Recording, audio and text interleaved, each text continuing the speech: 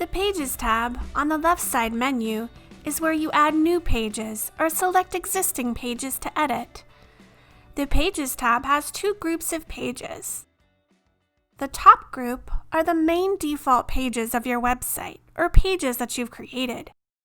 These pages will also appear in the main website's menu navigation.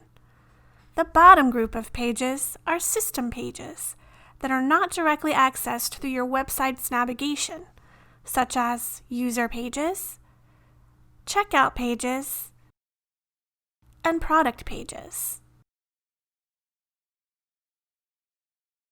Both groups of pages can be edited by selecting the page title.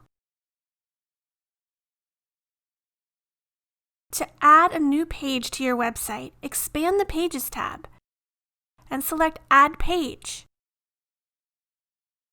Give your new page a title and click OK to create your page. You can also add a subpage to an existing page. To add a subpage, select Add Next to the existing page.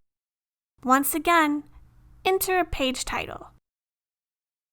Then click OK to create your subpage.